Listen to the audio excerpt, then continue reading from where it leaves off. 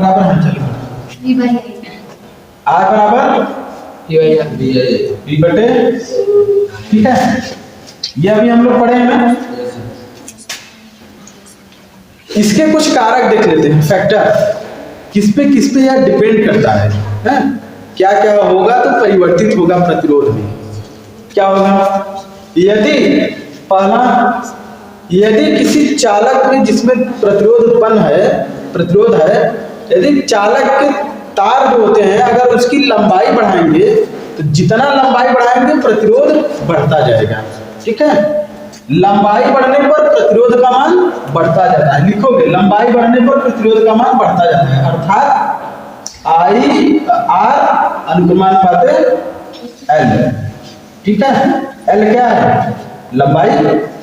तो यदि लंबाई बढ़ेगा तो प्रतिरोध का मान बढ़ेगा, ठीक। दूसरा क्या है, चालक तार की मोटाई, ठीक है। अगर जो तार है वह मोटा होगा तो प्रतिरोध का मान घट जाएगा, और यदि पतला हो जाएगा तो प्रतिरोध का मान बढ़ जाएगा। अर्थात जो प्रतिरोध होता है वो चालक तार के अनुप्रस्थ काट के क्षेत्रफल के व्युत्क्रमानुपाती होता है, 1/a व्युत्क्रमानुपात, ठीक है। इससे ये समझ में आ रहा है कि चालक तार का जो तार है अगर वो पतला रहेगा तो उसमें प्रतिरोध अधिक होगा, और यदि वह मोटा होगा तो उसमें प्रतिरोध कम होगा, ठीक है। यही है इससे दो से। तीसरा, जो विद्युत प्रतिरोध है वो चालक के पदार्थ पर भी निर्भर करता है। अगर अलग अलग चालक का पदार्थ रहे, जैसे एल्युमिनियम का रहे, लोहा का रहे, तांबे का रहे, तो सबका प्रतिरोध अलग अलग होगा, उसके पदार्थ पर भी निर्भर करता है। और एक और है, उस पे चालक का जो प्रतिरोध है वो ताप पर भी निर्भर करता है। यदि तार गर्म हो गया तो प्रतिरोध अधिक उत्पन्न हो जाएगा। अब हम लोग देखते हैं विशिष्ट प्रतिरोध। क्या देखते हैं, विशिष्ट प्रतिरोध। विशिष्ट प्रतिरोध बहुत सरल है। क्या है इसमें, यदि 1 मीटर लंबा तार ले लें, 1 मीटर लंबे तार व 1 वर्ग मीटर अनुप्रस्थ काट के क्षेत्रफल वाले तार में जितनी प्रतिरोध उत्पन्न होता है उसे विशिष्ट प्रतिरोध कहते हैं, ठीक है। तो R बराबर R अनुक्रमानुपात L बराबर, इन दोनों से समझेंगे, R बराबर, ये कहां से गया,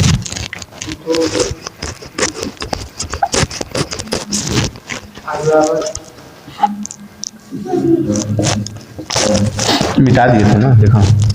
इन दोनों समीकरण से देखते हैं, R बराबर L बटा A। दोनों समीकरण से क्या है, R बराबर L बटा A, ठीक। इसमें विशिष्ट प्रतिरोध अभी छुपा है, नियत है, ठीक है। इसमें क्या है, विशिष्ट प्रतिरोध। तो इसको ऐसे लिखेंगे, R बराबर रो L बटा A, ठीक है। अब इसको ऐसे तिर्यक गुणा कर देंगे, इसको इधर लाएंगे, इसको नीचे लाएंगे, तो रो बराबर R A बटा L। ये क्या हो गया, विशिष्ट प्रतिरोध। रो बराबर R A बटा L, विशिष्ट प्रतिरोध, वेरी इंपॉर्टेंट आता है। 1 मीटर लंबे व 1 वर्ग मीटर अनुप्रस्थ काट के क्षेत्रफल में जितना प्रतिरोध उत्पन्न होगा उसे विशिष्ट प्रतिरोध कहते हैं, ठीक है। इसका मात्रा क्या होता है, इसका, ये सब देखो बहुत इंपॉर्टेंट है, ओम मीटर। विशिष्ट प्रतिरोध का मात्रक ओम मीटर, विशिष्ट प्रतिरोध का मात्रक ओम मीटर। अब देखते हैं ओम का नियम, बहुत इंपॉर्टेंट है, ये एग्जाम में पूछता है हर साल। ओम का नियम क्या है, ओम का नियम, यदि किसी चालक तार की भौतिक अवस्था न बदली जाए, यदि किसी चालक तार की भौतिक अवस्था न बदली जाए तो चालक के सिरों के बीच विभवांतर, चालक के सिरों के बीच विभवांतर धारा, उसमें प्रवाहित होने वाली धारा के अनुक्रमानुपाती होता है। ठीक है, अर्थात धारा का मान बढ़ाएंगे तो विभवांतर बढ़ेगा, विभवांतर बढ़ाएंगे तो धारा बढ़ेगा। यदि किसी चालक तार की भौतिक अवस्था न बदली जाए, यदि किसी चालक तार की भौतिक अवस्था न बदली जाए, चालक तार के सिरों के बीच उत्पन्न विभवांतर उसमें प्रवाहित होने वाली धारा के अनुक्रमानुपाती होता है। अर्थात इसका जो अनुपात होता है V/I, अनुपात एक नियत रहता है। अनुपात क्या रहता है? नियत, नियतांक का अनुपात नियत होता है। ठीक है, जिसे क्या कहते हैं? नियतांक। ये जो नियत है, क्या चीज नियत है? प्रतिरोध। उसका जो प्रतिरोध रहेगा ना वो नियत रहेगा। ठीक है, प्रतिरोध का मान नहीं बदलेगा अगर ये अनुपात ऐसे रहता। तो V/I बराबर R, यही क्या है? नियतांक है। यही है ओम का नियम। तो V बराबर क्या हो जाता है यहाँ पे? V बराबर IR, V बराबर IR। ठीक, V बराबर IR हो गया। तो ये क्या है? ओम का नियम। ये जो अनुपात है ना, यही अनुपात बदलता नहीं है, चेंज नहीं होता। ठीक है, अनुपात उसका नियत रहता है। ठीक है, जैसे ऐसे रहेगा। ठीक है, यदि धारा का मान बढ़ाते जा रहे हैं और यहाँ वोल्टता का मान बढ़ा रहे हैं तो इन दोनों का जो अनुपात होता है ना वो नियत आता है, V/I। ठीक, नियत ही रहता है। जैसे अगर V का मान देखो, V/I है, यदि V का मान 20 है और इसका मान I का मान 5 है। ठीक है, तो इसका कितना आ जाएगा? 5 चौक 20, 4 आ गया, अनुपात 4 आ गया ना। देखो, मतलब प्रतिरोध 4 आ गया। फिर अगर V का मान कर दें 40 वोल्ट, विभवांतर कर दें 40, तो धारा कितना हो जाएगा? 10। फिर आएगा अनुपात 4 ही आ गया। ठीक है, फिर अगर धारा का मान कितना कर दें? ये विभवांतर का मान कर दें 80 कर दें तो धारा का मान कितना हो जाएगा? 20 चौक 4। अनुपात बदल ही नहीं रहा है, सेम है। यही ओम तो खोज किए हैं। अगर भौतिक अवस्था न बदले तो उसका जो अनुपात रहता है विभवांतर और धारा का वो नियत रहता है। ठीक है, भौतिक अवस्था नहीं बदलेंगे चालक तार का। तब भौतिक अवस्था क्या है? लंबाई, ताप, लंबाई, मतलब पतला तार, लंबा तार, मोटा तार, ये सब नहीं बदलेंगे तब। और ये सब जहां अगर बदल दिए ओम का नियम लागू नहीं होगा, ओम का नियम खत्म। अब देखते हैं ये जो प्रतिरोध होता है, प्रतिरोध को जोड़ते कैसे हैं? उसको श्रेणी क्रम में जोड़ देते हैं, समांतर क्रम में जोड़ते हैं और मिश्रित क्रम में। 3 क्रम में जोड़ने के लिए आपके बोर्ड एग्जाम में पूछेगा। ठीक है, सिलेबस में यही है। समांतर क्रम संयोजन और श्रेणी क्रम संयोजन क्या है? श्रेणी क्रम संयोजन में ना एक के पीछे एक, एक के पीछे एक, एक के पीछे एक ऐसे लगा रहता है। ठीक है, श्रेणी क्रम। मान लो सभी 4-5 लोग हो, एक हाथ उसका पकड़ लिया, वो उसका हाथ, वो उसका हाथ, ऐसे पकड़े हैं, यही है श्रेणी क्रम। ठीक है, समझ में है? ऐसे ऐसे श्रेणी क्रम है। और समांतर क्रम क्या है? सब लोग, हाँ, सब लोग ऐसे लाइन से लग जाओ और सब हाथ ऐसे पकड़ लो तीनों, दाहिना हाथ दाहिने हाथ से, बायां हाथ बायां हाथ से। तो ये कौन सा हो जाएगा? समांतर क्रम। आया समझ में नहीं? इसको विस्तार से जब पढ़ाते हैं तब बताते हैं। तो ये जो प्रतिरोध है देखो, पहले प्रतिरोध का दूसरा सिरा दूसरे प्रतिरोध के पहले सिरे से, दूसरे प्रतिरोध का दूसरा सिरा तीसरे प्रतिरोध के पहले सिरे से, ऐसे जुड़ा रहता है।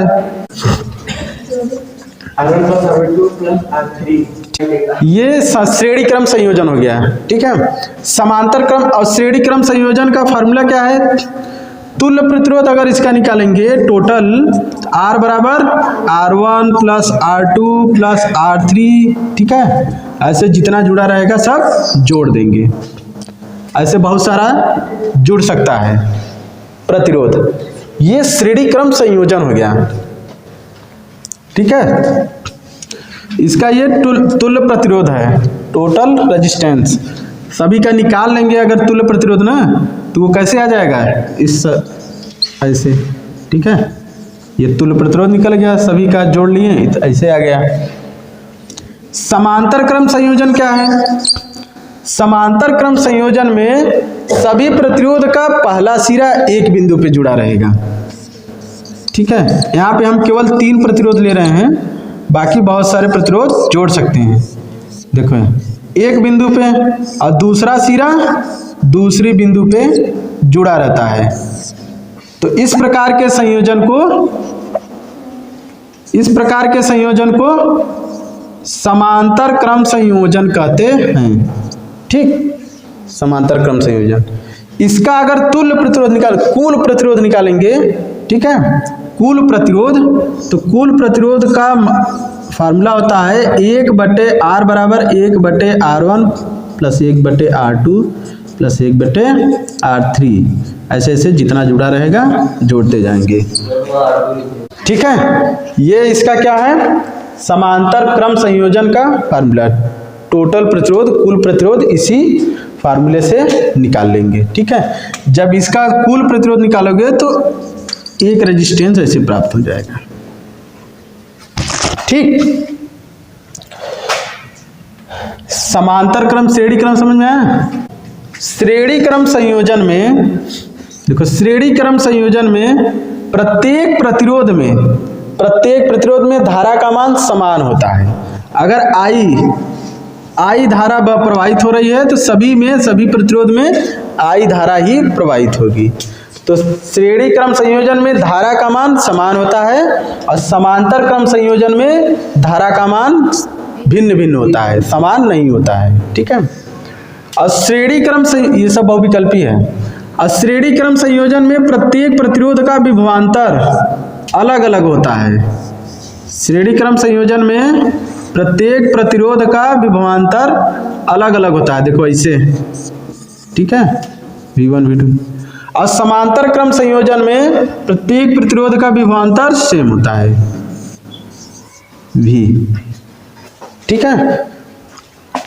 श्रेणी क्रम में धारा का मान समान परंतु विभवांतर भिन्न भिन्न अलग अलग होता है।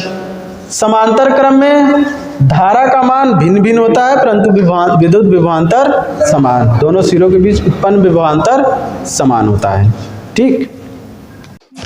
चलो ये सवाल देखते हैं, ठीक है। इसमें परिपथ में धारा का मान निकालना है, परिपथ में धारा का मान और 6 ओम प्रतिरोध के सिरों के बीच विभवांतर, ठीक है। हाँ, पहले धारा का मान निकालने के लिए परिपथ का तुल्य प्रतिरोध हमको पता होना चाहिए, ठीक है। परिपथ का कुल प्रतिरोध, परिपथ का तुल्य प्रतिरोध निकालेंगे तो सबसे पहले क्या करेंगे, इस दोनों प्रतिरोध को देखेंगे किस में है, ये समांतर क्रम में है। तो समांतर क्रम वाले प्रतिरोध को पहले हल करके इसका तुल्य प्रतिरोध निकाल लें, ठीक है। ये दोनों समांतर क्रम में है ना, पहले इसको हल करते हैं। यहाँ लिखेंगे परिपथ में 2 ओम तथा 4 ओम का प्रतिरोध समांतर क्रम में है, अतः इनका तुल्य प्रतिरोध 1/R बराबर 1/R1 plus 1/R2। R1 R2 कितना है?